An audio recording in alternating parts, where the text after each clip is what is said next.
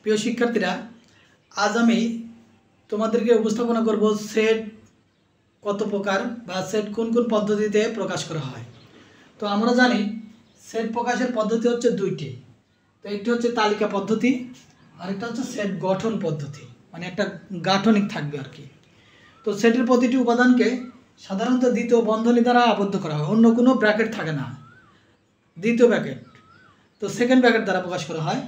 তো ধরো যদি আমরা তালিকা পদ্ধতিতে প্রকাশ করি, তালিকা পদ্ধতি,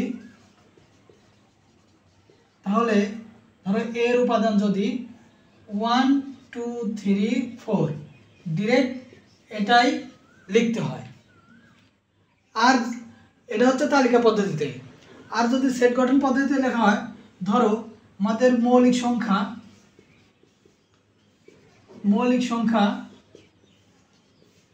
যদি 2 3 5 এটা যদি হয়, তাহলে যদি আমরা বলি যে সেট গঠন পদ্ধতিতে প্রকাশ করতে, সেট গঠন পদ্ধতি,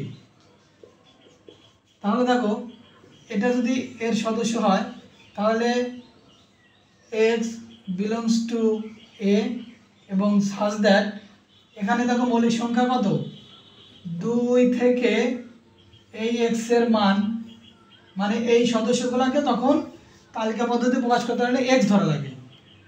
তারপরে কত পর্যন্ত, 5 পর্যন্ত।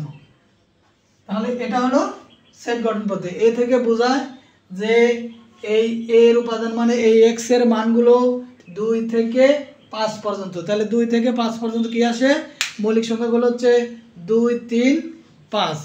আশা করি বুঝতে পেরেছো।